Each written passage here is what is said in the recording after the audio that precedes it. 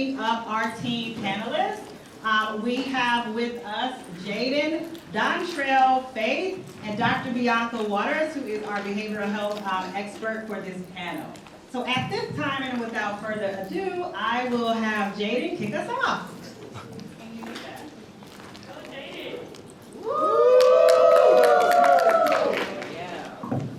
Good afternoon, everyone. Good afternoon. My name is Jaden, and I am Youth of the Year for the Boys and Girls Club 2023.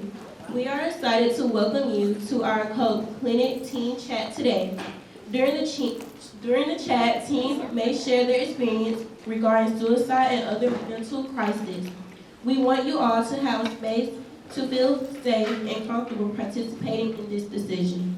With that being said, if you become uncomfortable with the conversation, we empower you to step out into the hall to take a break and return to the space when you are ready. Someone from our team will check on you as needed.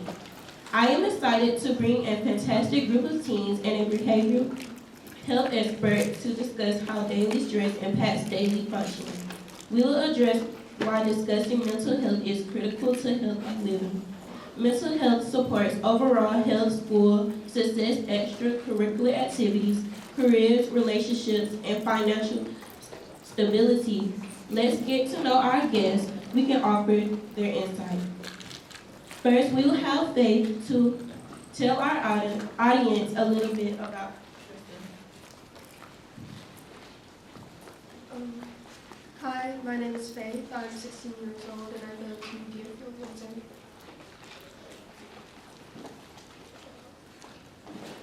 Hello, my name is Dontrell Martin. I attend Doherty Comprehensive High School and Forsey Academy.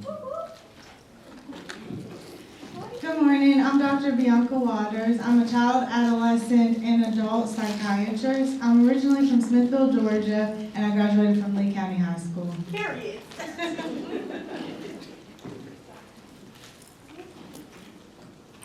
Thank you all for introducing yourselves. Let's jump right into it.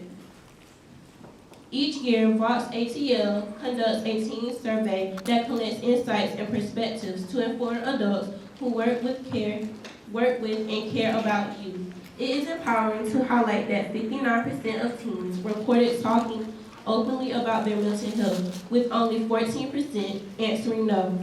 So Dr. Waters, let's start with you with our first question. Can you start by sharing some of the most common mental health challenges among youth and the risk factors that led to these challenges?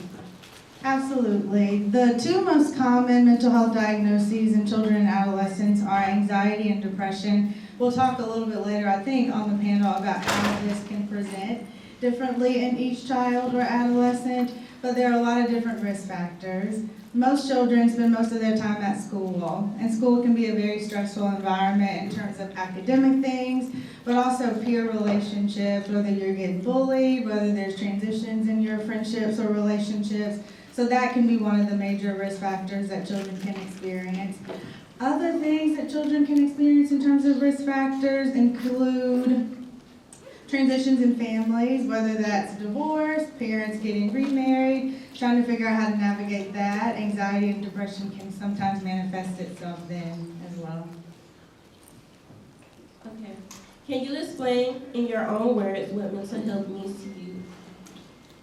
Or Dontrell?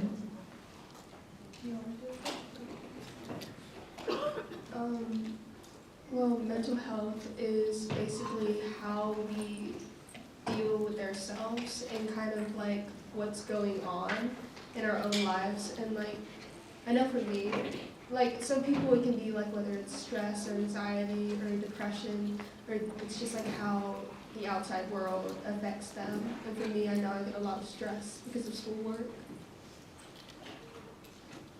In my own words, mental health means to me is being able to take time out of your day to work on yourself and being able to analyze the things in your life. Like sometimes school is stressful, sometimes family is stressful, and being able to work on yourself is the best response of all. Okay, I have another question. How do you know when you are stressed, and what are some ways you manage your stress? how I know I'm stressed is when overloaded with so many things, can't focus in class, becoming depressed or a lot of anxiety, and I cope with that stress by being alone, cleaning up, being able to really journal, write about my thoughts, letting them out, or seeking help such as a therapist and others.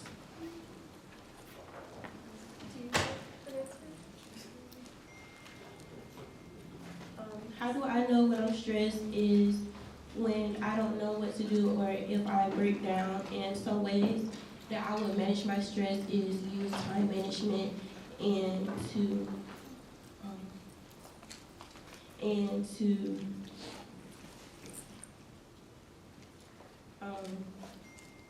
figure out how I'm gonna do each thing and manage my time and talk to someone when I'm stressed.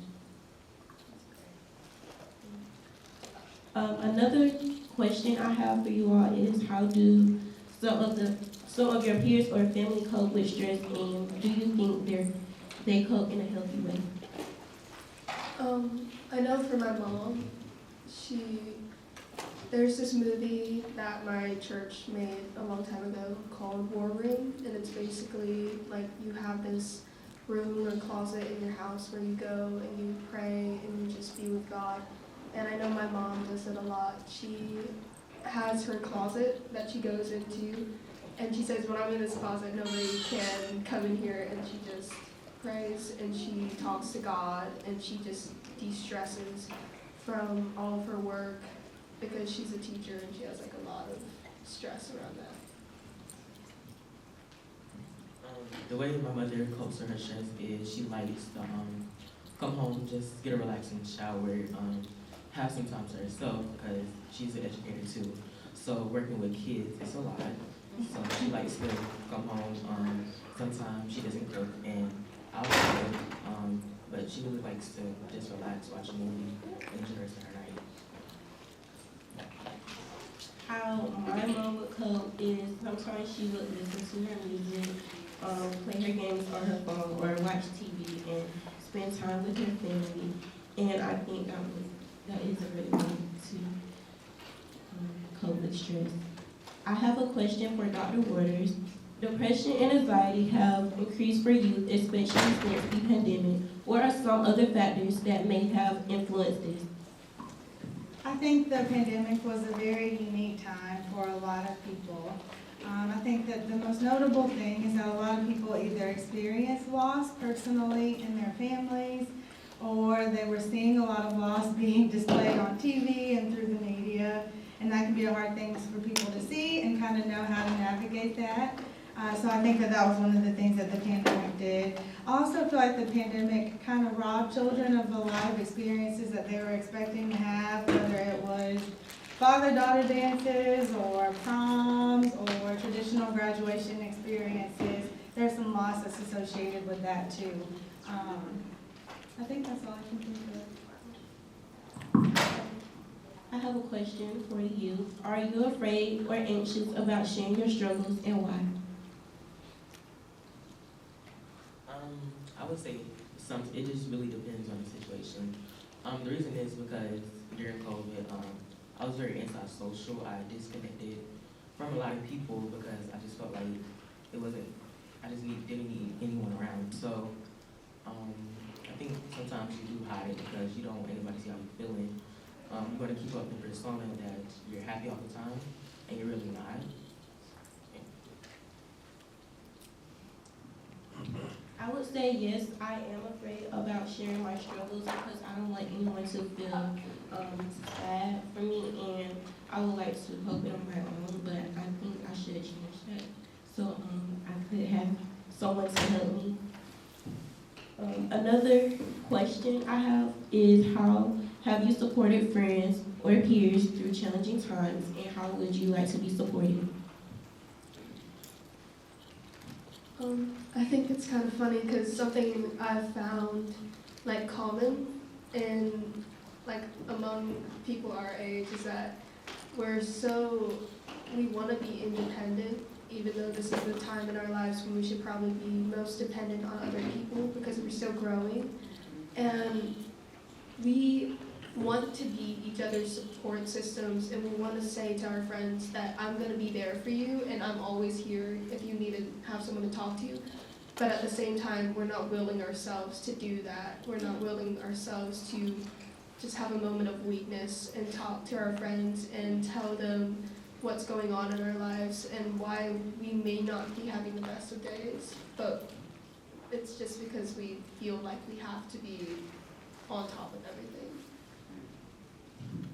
In my opinion, I think I mainly always give advice, and I don't ever try to take others' advice because I feel like it's best to be independent, and I know that's a bad habit, but I feel like I'm always giving other people advice, and sometimes I should try to take time for myself to listen to others, to show a moment of weakness in my life where I'm able to just talk to that one person where I feel comfortable without my emotions.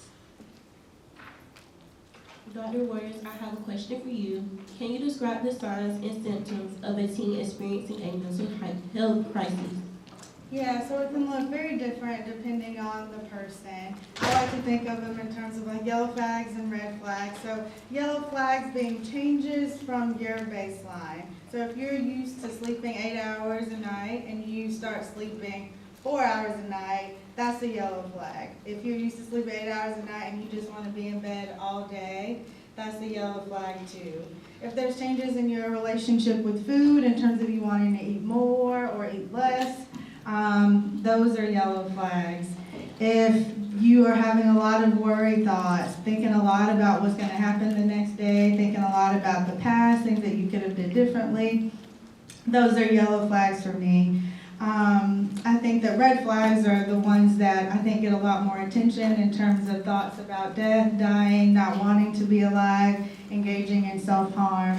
Those are also things that you want to be able to communicate with your parents, your friends, or resources like the 988 number. I don't know if y'all heard about that. That's rolled out recently. It's like a 911 for mental health, and the Georgia Crisis and Access Line too. A question I have for you is, what are some things that you wish or your parents or adults knew when it comes to supporting your mental health? I would say sometimes we just need a break from life, and sometimes you just need to be alone and away from parents. And I know sometimes a lot of people are always around family, or they don't have enough family to get around to listen to them about their issues and not just bash them or say, you should know this by now, why are you doing this and that. So I just feel like if parents really took the time of their day to understand their children, they would have a better relationship with each other. I feel like parents and adults in general, mainly because they are older than us and they have experienced a lot of things that we haven't, and sometimes it just needs a little bit more empathy behind where they're coming from. Like whenever we say things or act a certain way and they say, oh, you're just young, or you don't know what you're talking about, or you got that off of social media. It's important to remember that, yes, well, we are young and this is probably the worst mistake we're ever going to make. It's important for us to make them because it's like our feelings at the time of them happening are very real, and it is happening to us. A question I have for all is final words, thoughts, or advice for teens navigating successful life circumstances, balancing personal and school life, and struggling overall with their well-being.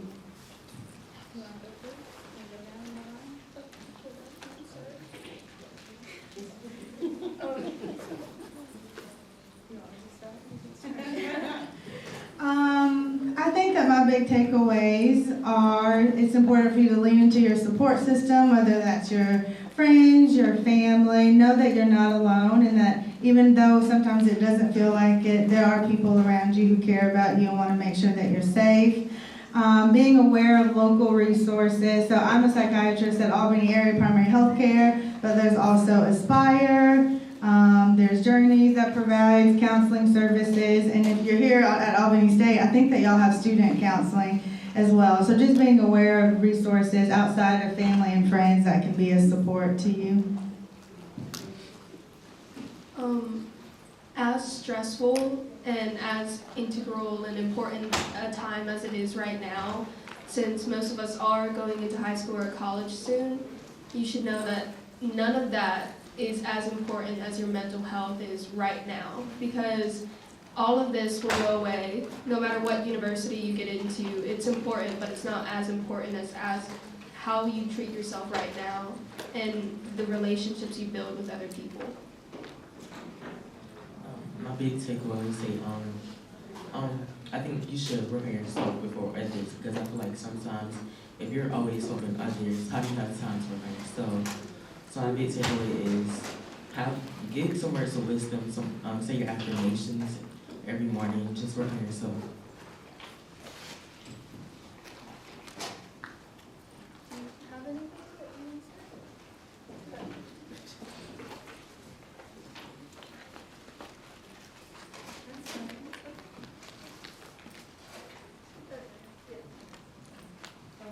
I would like to thank all of our panelists today for sharing their knowledge and experience with us. This was a critical conversation, and we hope you learned new information and felt seen and heard from the panelists' shared experience. Our panelists can step down, and I am happy to bring up our EMCEP to close us out. Now, do we have any questions for our panelists? Yes.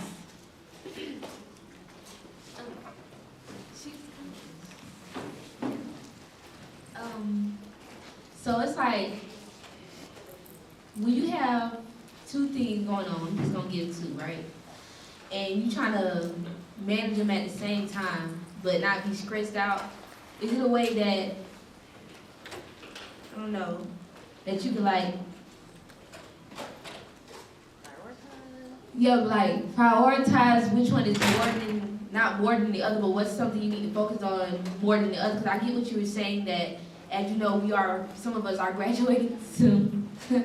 Yeah, and there's gonna be other big stuff coming, but still again, your mental health, but it's like, how can you not let that get in the way of what you actually should be doing, if you understand what I'm saying?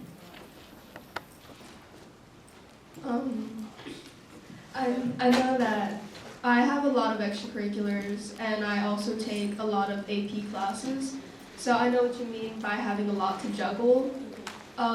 It's important to recognize the fact that you do need to do your best in those things, obviously, but you do need to prioritize your mental health. Like, I have this comic club thing that I started a while ago with some friends, and I know one of my main artists, she gets really stressed out, and she apologizes a lot if she doesn't get her art in on time, and I like to remind her that this is just a passion project.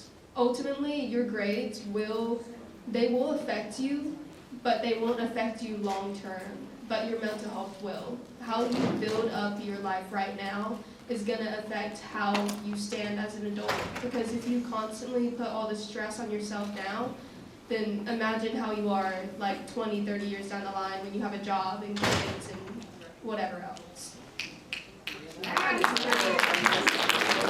Amazing. Isn't that amazing right there? Any other questions?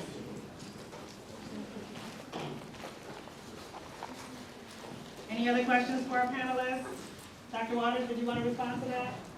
I think that they did a great job. Yes. Oh. I don't need mine. Okay. My question to the panel is, and to each of you, I think this opportunity is awesome, but when you first heard the words mental health awareness, was there a positive or was that a negative for you? When I first heard the word mental health awareness, I feel like it was a side of both. Because when you think of mental health, you think of all the bad things and all the bad things that could happen. But on the right side, there's a lot of good things for protecting your mental health and being self-aware about your mental health. So I feel like if we're more aware of ourselves, that we're mental health awareness, it won't have that much of a bad effect on you. It'll be more of an understanding of it that I need to take time for myself. I need to do for myself and work on myself. But also, I feel like another thing, we think that where most people think about therapists and how therapists are bad for you and how if you express your opinions enough, it's gonna calm down. A bad list of things is gonna come at you. And I feel like that's why most youth and most adults don't speak up about their mental health because they're afraid of that thing.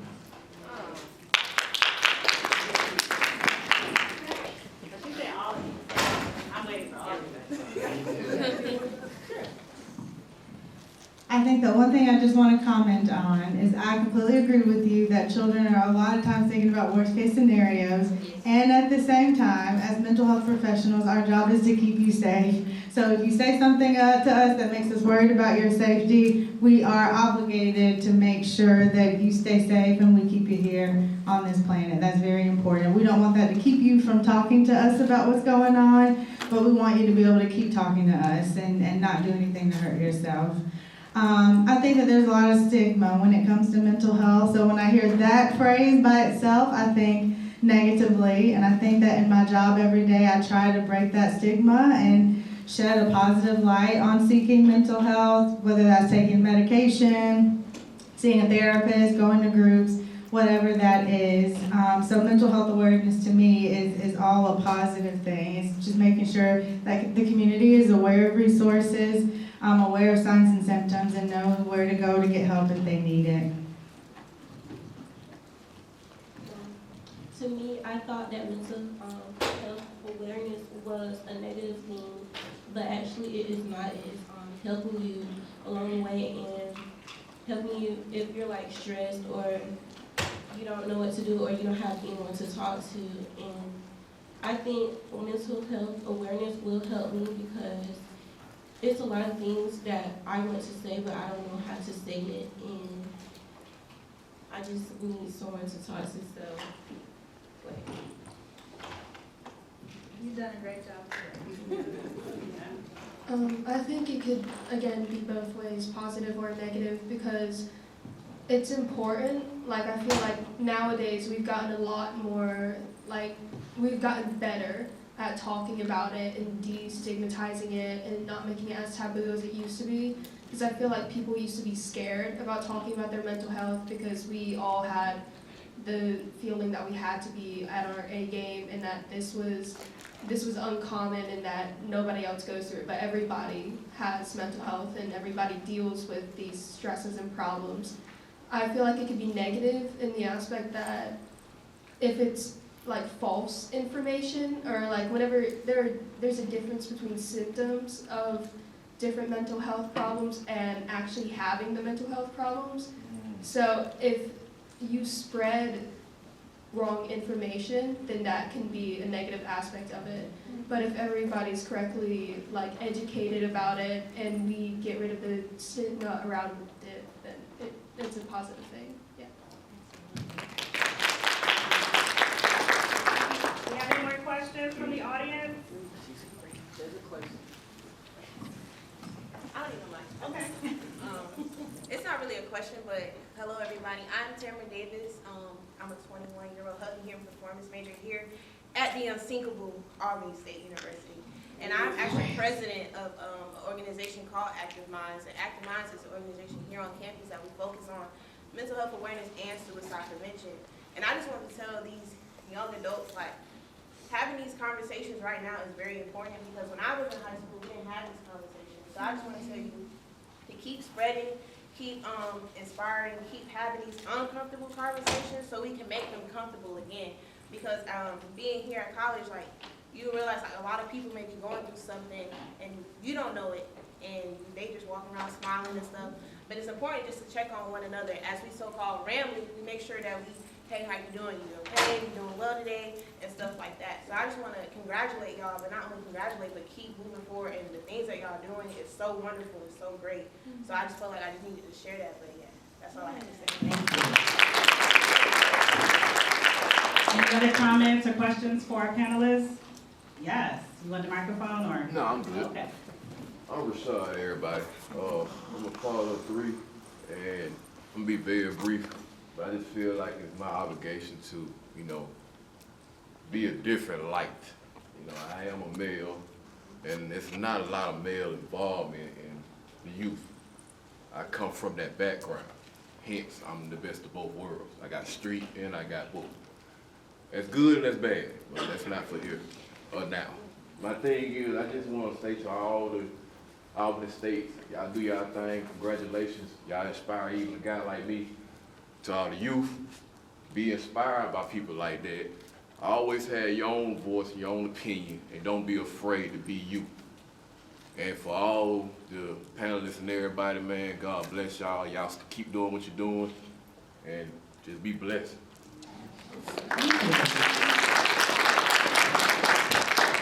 Any other comments, questions? Well, can we please give our, yes. I like the fact that you brought up about the background of men not expressing their emotions, because I know most young men grew up on the idea of that if you express your emotions, you're weak. You're saying that's more feminine, and I feel like if sometimes the fathers of this, they need to start bringing to light of that mental health is important. It can happen in women, children, men. It can happen to everybody. So if he stops being very stereotypical about the fact of mental health can affect men, we won't ever change that idea. So I feel like if most young men start seeking the help they need and start expressing their emotions to family, friends, anybody, then we can grow.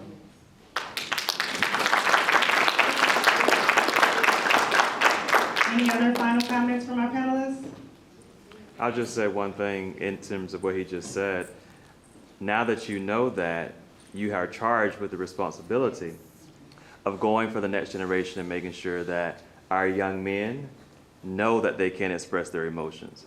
So now that you've had that, now, I understand. I come from, a family of uncles that would drink themselves to death, do all these things, smoke marijuana to death, to cope with life, because we don't know how to address our emotions. But the fact that you said that, you have a responsibility for your children and your children's children to break that so that our men, we can thrive.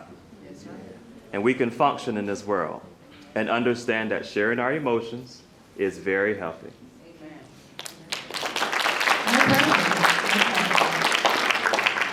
That is absolutely correct. Yes, you have a comment? Everyone is saying you want the next generation to inspire the next generation. That is a responsibility. How do you manage making sure everyone else in the world is okay while making sure you're okay? Because if we're going to make it a, hey, are you okay? That's me making sure you're okay. How do you manage? You're basically not putting other people's wealth and health before your own.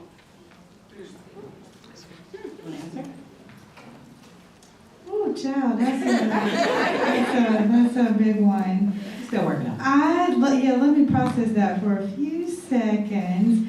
I think that the most powerful tool is for you to not feel that you have to be the most impactful person for that person, but just being aware of other people who can be and the resources that you can transition or recommend for them to go to. You don't have to be the person to keep them from harming themselves. You need to be aware of hotlines, campus resources, local resources. It can't all be on you. There has to be some balance. So just being aware of what's around, I think, can be a helpful thing. And again, we're helping each other. It's not you're the one person helping everybody else. And I feel like this has been said so many times, but every therapist has a therapist and that therapist has another therapist. Because it's not everybody going to one person for help. It's everybody's depending on each other and leaning on each other to help each other get better. Very good. I know.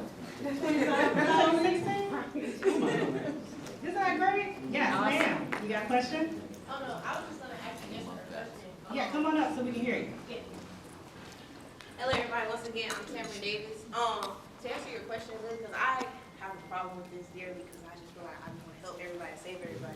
But at the end of the day, you can't really do that. So one of the things that I do when I notice like I'm getting low is I find stuff that pour into myself. So like some of the things that I like to do is actually writing, listen to music, hang around friends and stuff like that.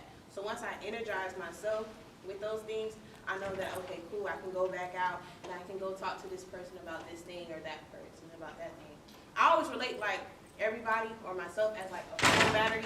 If you have an iPhone, you know you have all the apps open, it drains your battery. But once you close all those apps, your battery remains to maintain and it doesn't die as slow. So when you have a lot of stuff that you have going on, make sure you don't pack those things every night and don't bring it into the next day because you'll find yourself tired and wore out. So that's all I have to say. Absolutely. So at this time, I want us all to give a big round of applause for our panelists. Thank you all so much.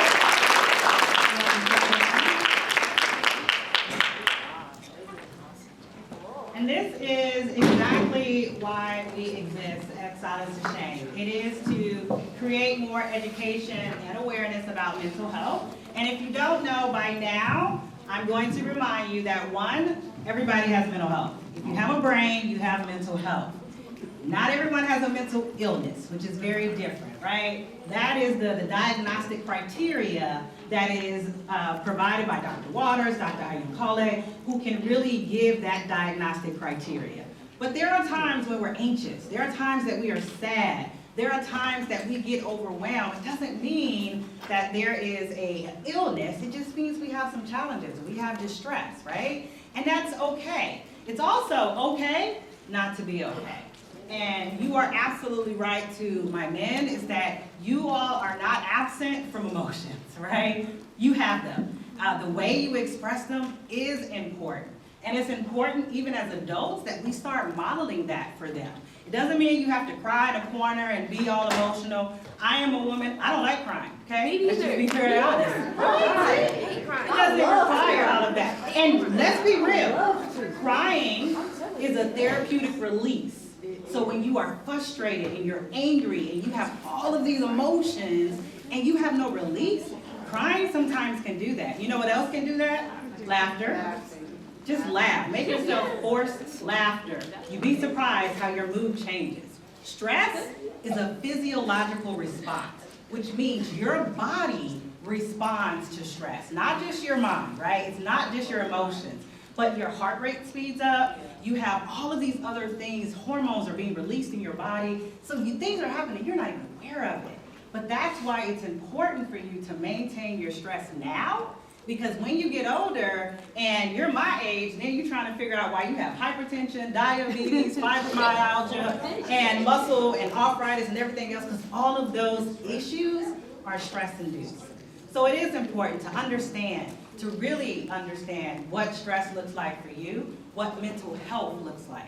Mental health is nothing but the way you think, feel, and behave, and how you cope. That's what mental health is.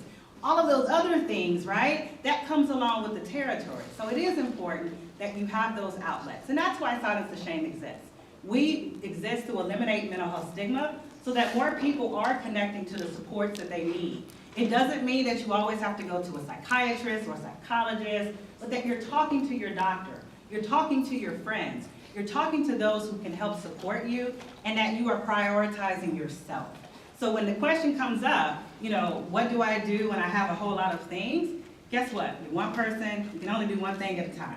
I know we say, oh, I can multitask, you can. Honestly, if you're engaged in one thing, you're not fully engaged in another thing, you can't multitask. So really focus in on the things that you can work from. Build out lists, build out schedules, gratitude writing, journaling. All of those things are helpful for you as you are managing your stress, as you're feeling overwhelmed. And please do not forget the benefits of a nap. Just go to sleep. Because sometimes sleep can do so much to us. And then I have one other thing, eat. If you're moody, all over the place, eat. And then hydrate. Drink water. Drink things that can really fill us up. and allow us to be supported. That is where we are. So those are the basic things. If everything else is going wrong, take a nap, eat, and sleep. Drink. Water. Drink water. Drink water. The college students back there, drink water. All right. So at this time, want to thank all of you. I want to thank all of our partners, Resilient Georgia, United Way of Southwest Georgia. We also have Albany State. I said it right that time. Yes. Albany State has been an amazing host and site for us, and all of our volunteers. I want to thank you all so much. I want to thank you for our panelists, as well as the Healthcare Georgia Foundation, who allowed this event to be possible. We are super excited for all of you to be here. At this time, Shanique, would you like to come up and give us some closing remarks? I just put her on the spot. But she's so pretty. She's pretty out there. Well, I just want to say thank you to everyone for coming today. This is a labor of love, and so we want to thank, let's give silence to shame, Jewel and her team.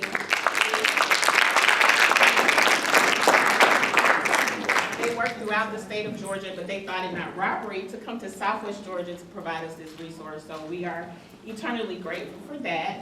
I want to thank the United Way of Southwest Georgia team, Philip Gentry, who's our special project manager. Let's give him a hand. He's a K-1, but he works very tirelessly with our partners like Albany Area Primary Healthcare, Albany State, to make sure things happen.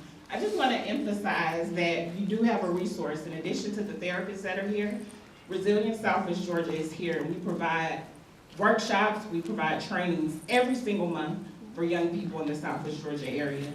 But we also have a teen leadership council that is newly started, that is funded by the city of Albany. So from a show of hands, after coming today, how many people are going to sign up for that? How many people are going to sign up for it? Oh. Okay, thank you. I got some Albany State students. And Active Minds, we want to make sure that we partner with you as well. But we want to make it where it is not a stigma. We want it to be attractive. We want to have things where you're not just hearing the word mental health, but we really are meeting you all where you are. So thank you so much for your participation. Thank you for your partnership for everyone. And let's go out and let's get the word out and reduce the stigma. Thank you. And I don't want to just not leave without any other feedback. I do want us to just have just a short little exercise, and then you all will grab your lunches, which is directly in the back. And we'll probably make it a little organized so my volunteers don't get overwhelmed, and we'll probably call you by row to grab your lunches. As you grab your lunches, you will meet a volunteer to also grab your gift card as well too. And it is just for our teens. For our adults, you will receive an email for your special gift as well. Right? Right. All right, so anybody would like to share something that they have learned? Yes. You just want to stand up and shout out? I learned that, because I always have a hard time not knowing that it's okay to not be okay. Like, I always be like, no, it's not. You know what I'm saying? I have to be strong. You know what I'm saying? Because if I'm not going to be strong, who is? You know what I'm saying? But I took off from today, but it really is okay in the bed not to be okay. But I don't like crying. And that's okay. I don't. But other than that, that's what I learned. That, okay. These are my granddaughters. And what I want to just share with you all, something that I've learned, that we're not alone. We're not alone in this. And events like this, conversations that we have, you have to know you're not alone. And that's a good thing, because it's good to share. It's good to talk. If you had known me at their age, I didn't stand up. I didn't talk. I kept things in. But it's good to talk about things. And it's okay. It's okay not to be okay. It is absolutely okay not to be okay. Thank you for sharing. Today I want to say that I learned that, yes, we are young adults and children and kids, but it's not only us who need to talk in, who needs to understand. It's also our parents, like they have dealt with the trauma too. It's not just us, and I have learned that today. All right, somebody wants to say something you felt. Something you felt. Yes, please. Hi, everybody. My name is Delondra.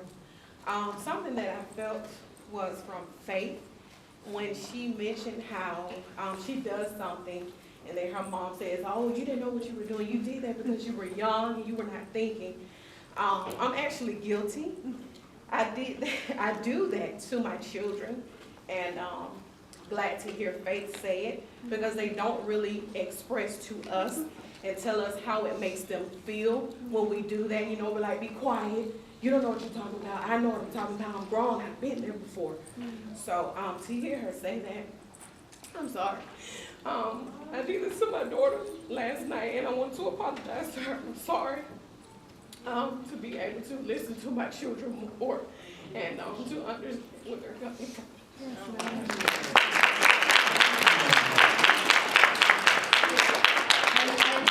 Because I'm a mama too, y'all. Look, we doing the best we can with what we got. Because we grew up in a different space. And sometimes we forget that you all are growing up in this space. And we're learning too.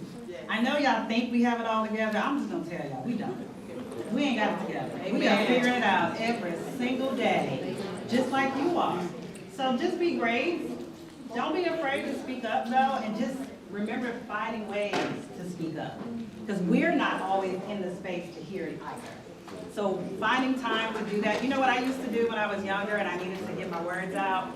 I used to write. I used to write my parents a letter. And I could say whatever I wanted to say, all I wanted to say. I tried to be as respectful as possible. And I would give them that letter to read, and I would say, please read this when you're in a space to receive it. Don't be afraid to do something in that era. However you need to get it out, and if your parent is not there to be there, I do encourage you to find a trusted adult. All right, last thing, something that you are taking with you.